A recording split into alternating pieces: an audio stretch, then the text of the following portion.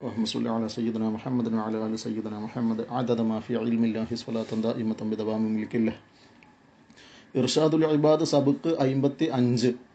ഫസ്ലും ഫി തഹരീമി തഅഖീരി സ്വലാത്തി അൻ വഖ്തിഹ അംദൻ. നിസ്കാരം മനഃപൂർവ്വം ഖലാ ആക്കൽ ഹറാമാണ്, വഖത്തിനെ തൊട്ട് പിന്തിക്കുന്നത് ഹറാമാണെന്ന് പറയുന്ന ഫസ്ൽ. വസ്തിഹ്ബാബി തഅജീലിഹാ ലി അവ്വലിൽ വഖ്ത്. അവ്വൽ വഖ്തിൽ തന്നെ പെട്ടെന്ന് നിസ്കരിക്കുക, അത് പ്രത്യേകം സുന്നത്താണെന്ന് പറയുന്ന ഫസ്ൽ അധ്യായം. ഖാല അല്ലാഹു തആല ഫവൈലുൽ ലിൽ മുസല്ലീന അല്ലദീന ഹും അൻ സ്വലാത്തിഹിം സാഹൂൻ. നിസ്കാരത്തെ തൊട്ട് അശ്രദ്ധരായ നിസ്കരിക്കുന്നവർക്കാണ് വൈലെന്ന നരകം. അശ്രദ്ധരായ നിസ്കാരക്കാർക്കാണ് വൈലെന്ന നരകം. ആരാണവർ? ഹബീബായ റസൂലുള്ളാഹി സ്വല്ലല്ലാഹു അലൈഹി വസല്ലമ തങ്ങൾ തന്നെ വിശദീകരിക്കട്ടെ. ഖാല നബിയ്യു സ്വല്ലല്ലാഹു അലൈഹി വസല്ലം ഹുമുല്ലദീന യുഅഖിറൂന സ്വലാത അൻ വഖ്തിഹാ. നിസ്കാരം അതിൻ്റെ വഖ്തിനെ തൊട്ട് പിന്തിക്കുന്നവർ, നിസ്കാരം ഖലാ ആക്കുന്നവരാണ് ആ പറഞ്ഞ വിഭാഗക്കാർ എന്ന് റസൂലുള്ളാഹി സ്വല്ലല്ലാഹു അലൈഹി വസല്ലമ തങ്ങൾ പറയുകയാണ്. വൈലെന്ന നരകം. വൈല് എന്ന് പറഞ്ഞാൽ എന്താണ് അർത്ഥം? വൽ വൈലു ശിദ്ദത്തുൽ അദാ. വൈലെന്ന് പറഞ്ഞാൽ കഠിനമായ ശിക്ഷ, കഠിനമായ അദാബ് എന്നാണ്, ശക്തമായ അദാബ് എന്നാണ് വൈലി പറഞ്ഞാൽ അതിന് അർത്ഥകൽപ്പന നടത്തപ്പെടുന്നത്. വക്കീല, ഒരു അഭിപ്രായത്തിൽ വാദിൻ ഫി ജഹന്നമ, നരകത്തിലെ ഒരു ചെരുവാണിത്. അപ്പോൾ ഫവൈലുൽ മുസല്ലീൻ എന്ന് പറഞ്ഞാൽ അവിടെ അർത്ഥം നിസ്കരിക്കുന്നവർക്കാണ് കഠിനമായ ശിക്ഷ, ശക്തമായ അദാബുള്ളത് നിസ്കരിക്കുന്നവർക്കാണ്. എങ്ങനെയുള്ള നിസ്കാരക്കാരാണ്? അല്ലദീന ഹും അൻ സ്വലാത്തിഹിം സാഹൂൻ. അല്ലെങ്കിൽ ഫവൈലുൽ ലിൽ മുസല്ലീൻ, നിസ്കരിക്കുന്നവർക്കാണ് വൈലെന്ന നരകത്തിലെ ചെരുവുള്ളത്. വാദിൻ ഫി ജഹന്നം എന്നാണ് ഒരർത്ഥം. ലൗ സുയ്യിറത്ത് ഫീഹി ജിബാലു ദുനിയാ, ദുനിയാവിലെ പർവ്വതങ്ങൾ മുഴുവനും അതിലേക്കിടപ്പെട്ടാലും ലദാബത് മിൻ ശിദ്ദത്തി ഹർരിഹി, അതിൻ്റെ ചൂടിൻ്റെ കാഠിന്യം കൊണ്ട് ആ മലകൾ മുഴുവനും ഉരുകിപ്പോകും. അങ്ങനെയുള്ള നരകത്തിലെ അതിതീവ്രമായ ചൂടുള്ള ഒരു ഏരിയയാണ് വൈല് എന്നത്. ഫഹുവ മസ്കനു മൻ യുഅഖിറു സ്വലാത അൻ വഖ്തിഹാ. അപ്പോൾ അതാണ് നിസ്കാരം ഖലാ ആക്കുന്നവൻ്റെ താമസസ്ഥലം. അല്ലാഹു തആല നമ്മളെ കാക്കുമാറാകട്ടെ. ഖുർആൻ വളരെ വ്യക്തമായി പറഞ്ഞതാണ്. നിസ്കാരം അശ്രദ്ധമായി നിസ്കരിക്കുന്ന, അതായത് നിസ്കാരം ഖലാ ആക്കുന്ന, നിസ്കാരത്തിൻ്റെ വിഷയത്തിൽ ശ്രദ്ധയില്ലാത്ത തോന്നുന്ന മുസല്ലികളായവർക്കാണ്. അവർ നിസ്കരിക്കുന്നുണ്ട്, പേരിനവർ നിസ്കാരക്കാർ തന്നെയാണ്, പക്ഷേ നിസ്കാരത്തിൻ്റെ വിഷയത്തിൽ അവർ വലിയ തൽപരരല്ല.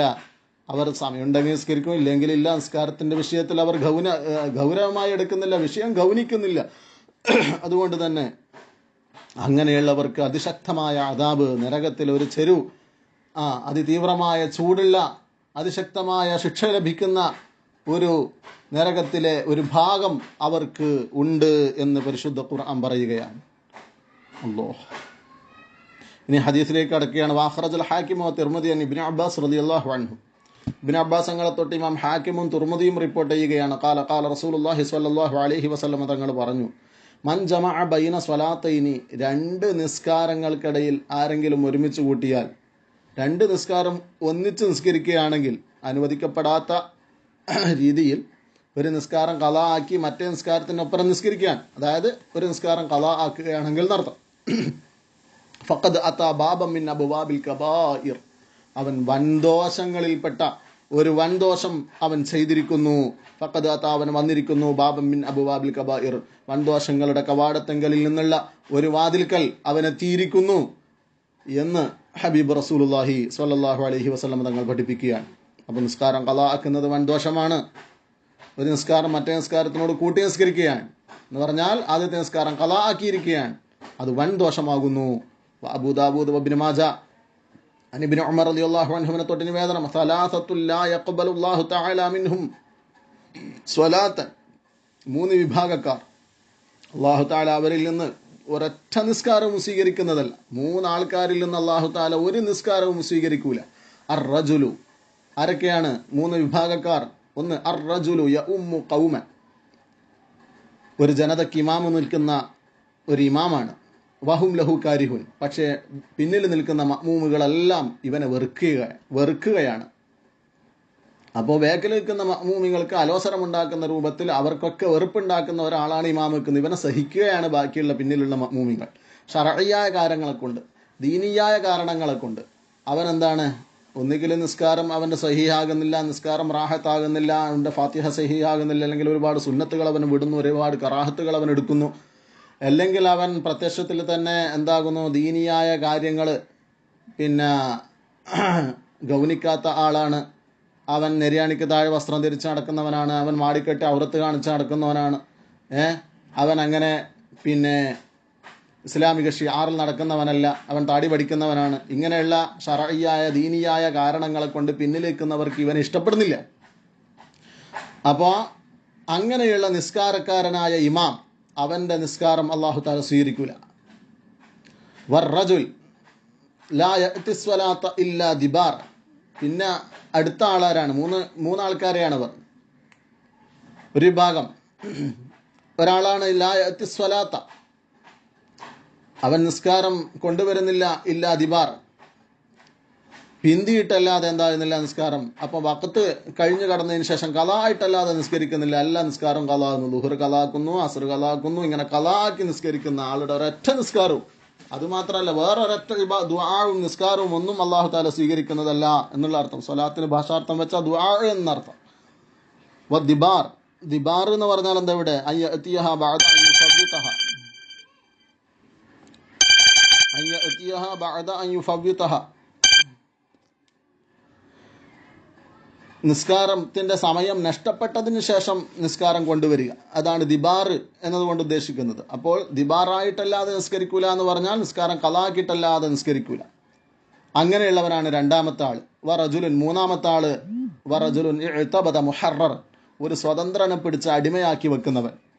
ഒരു സ്വതന്ത്രനെ അടിമയാക്കി വെക്കുക, എന്നിട്ട് ആ അടിമനെ വിൽക്കുക, അല്ലെങ്കിൽ അടിമനെ പണിയെടുപ്പിക്കുക, അങ്ങനെ ഒരു സ്വതന്ത്രനെ അടിമയാക്കി വെക്കുന്ന മൂന്നാമത്തെ ആളും. ഇങ്ങനെ മൂന്ന് വിഭാഗക്കാരുടെ അല്ലെങ്കിൽ മൂന്നാളുകളുടെ നിസ്കാരം അല്ലാഹു തആല സ്വീകരിക്കുന്നതല്ല, അവരുടെ ദുആ ഒന്നും അല്ലാഹു തആല സ്വീകരിക്കുന്നതല്ല.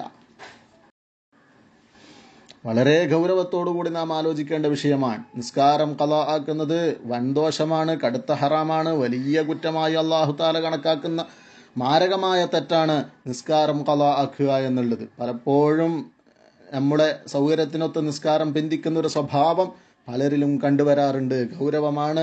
ജീവിതത്തിലെ സകലമാന ബറക്കത്തുകളും എടുത്തു കളയപ്പെടാൻ അത് കാരണമാവും. അത് ശ്രദ്ധിക്കേണ്ടതാണ്.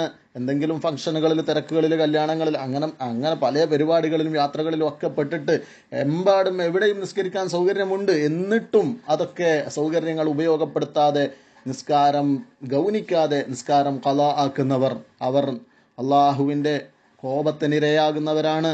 അത് ശക്തമായ ശിക്ഷയ്ക്ക് കാരണമാകുന്നതാണ്. വളരെയധികം ഗൗരവത്തോടു കൂടി നമ്മൾ ശ്രദ്ധിക്കേണ്ടതാണ്.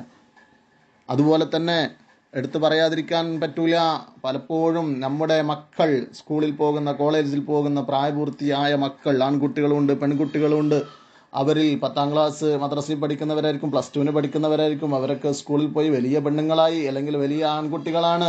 അവർക്ക് നിസ്കാരം പ്രായപൂർത്തിയൊക്കെ കഴിഞ്ഞു.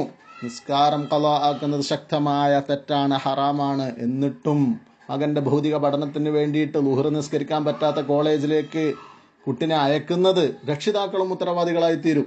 ഒരിക്കലും മക്കൾ ളുഹർ ഖളാ ആക്കുന്ന, അസറിലേക്ക് ബന്ധിക്കുന്ന ഒരവസ്ഥ ഉണ്ടാവാനേ പാടില്ല. ചില കുട്ടികളൊക്കെ വന്നിട്ട് മറുപടി പറയും, ഞാൻ അസറിൻ്റെ സമയത്ത് രണ്ടും കൂടി ഒന്നിച്ച് നിസ്കരിക്കാറുണ്ട്. കടുത്ത തെറ്റാണ്, ഹറാമാണ്, ഫിസ്ഖാണ്, ഫാസിഖാവും. ഒന്നിനും പറ്റൂല. ഒരു സാക്ഷി നിൽക്കാൻ വരെ അവരെയൊന്നും പറ്റൂല. നിസ്കാരം മനഃപൂർവ്വം ഖളാ ആക്കുകയാണ്, എല്ലാ ദിവസവും ഖളാ ആക്കുകയാണ്. മാഷാ അല്ലാ, ഒരിക്കൽ ഖളാ ആയി പോകുന്നതല്ല. ഇവർ നിരന്തരം ഇവരുടെ ഡ്യൂട്ടി അങ്ങനെ ആക്കി മാറ്റുകയാണ്. അപ്പം നിസ്കരിക്കാൻ കഴിയാത്തൊരു ഡ്യൂട്ടി, നിസ്കരിക്കാൻ കഴിയാത്തൊരു പഠനം, സുബ്ഹാനല്ലാ, അത് കടുത്ത ഹറാമാണ്, ഹറാമായ പഠനമാണ്, ഹറാമായ ഡ്യൂട്ടിയാണ്. അപ്പോൾ എപ്പോഴും നിസ്കാരം ഖളാ ആക്കുന്ന ഒരു ഡ്യൂട്ടി നമുക്ക് വേണ്ടാന്ന് വെക്കാൻ പ്രിയമുള്ളവരെ നമ്മൾ തയ്യാറാവണം. അങ്ങനെയുള്ള ഒരു സ്കൂളിലേക്കും കോളേജിലേക്കും നമ്മുടെ മക്കളെ അയക്കണ്ടെന്ന് വെക്കാൻ നമ്മൾ തയ്യാറാവണം. അപ്പോൾ ചില സ്ഥലത്തൊക്കെ ആൺകുട്ടികൾ ചിലപ്പം പള്ളിയിൽ പോകും, പെൺകുട്ടികൾ എന്താവില്ല, തീരെ നിസ്കരിക്കാത്തവർ ഇഷ്ടം പോലെ ഉണ്ട്. ളുഹർ തീരെ നിസ്കരിക്കൂല. അസറിൻ്റെ വക്തിലേക്ക് ബന്ധിച്ച് ചിലപ്പം വീട്ടിൽ നിന്ന് നിർബന്ധിച്ചാൽ അസറിൻ്റെ സമയത്ത് വന്ന് 2 നിസ്കരിക്കുന്നവരുണ്ടാവും, അല്ലെങ്കിൽ അതുമില്ല.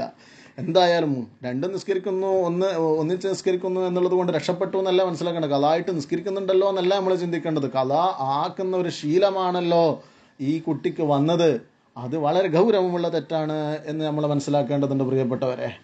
ളുഹ്ർ അസ്ർ ഒന്നിച്ച് നിസ്കരിക്കുന്ന അവസ്ഥ, അല്ലെങ്കിൽ പലപ്പോഴും സുബഹിക്ക് വിളിച്ചെഴുന്നേൽക്കാത്ത അവസ്ഥ, സുബ്ഹാനല്ലാഹ്, കടുത്ത മാരകമായ ഹറാമാണ് എന്ന് നമ്മൾ മനസ്സിലാക്കണം.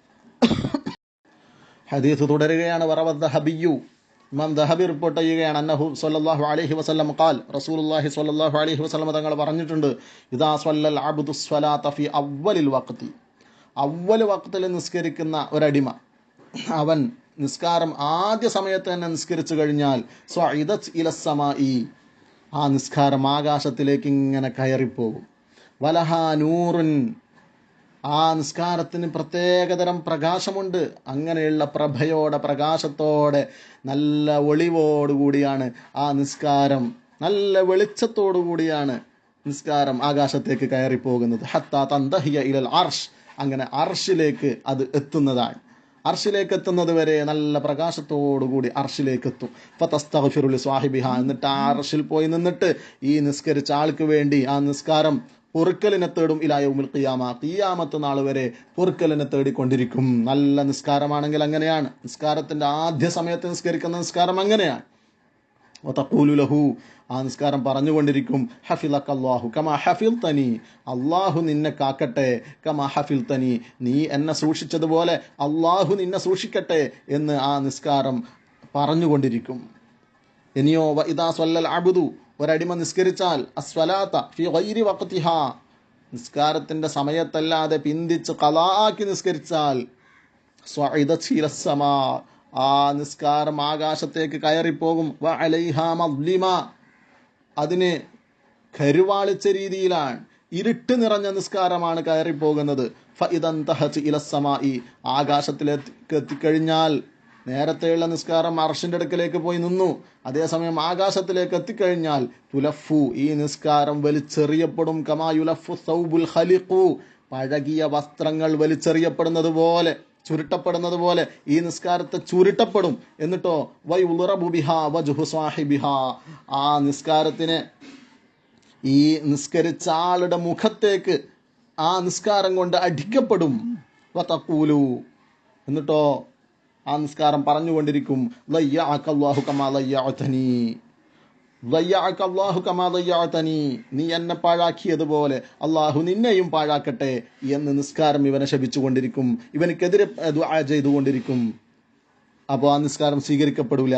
ആകാശത്തേക്ക് പോകുമ്പോഴത്തേക്ക് തന്നെ അവിടെയുള്ള മാലാഖമാർ, അതിനുവേണ്ടി നിയോഗിക്കപ്പെട്ട മലക്കുകൾ, അതെ, ചുരുട്ടി വലിച്ചെറിഞ്ഞ് ഇവന്റെ മുഖത്തേക്ക് തന്നെ അടിക്കുന്ന നിസ്കാരമായി മാറിപ്പോകും. അല്ലാഹു തആല കാക്കുമാറാകട്ടെ. ചുരുക്കി പറഞ്ഞാൽ, അടുത്ത ഹദീസ് അഖ്റജ അബൂ ശൈഖാൻ ഇബ്നു ഉമർ റളിയല്ലാഹു അൻഹു തങ്ങളെ തൊട്ട് റിപ്പോർട്ട് ചെയ്യുകയാണ്.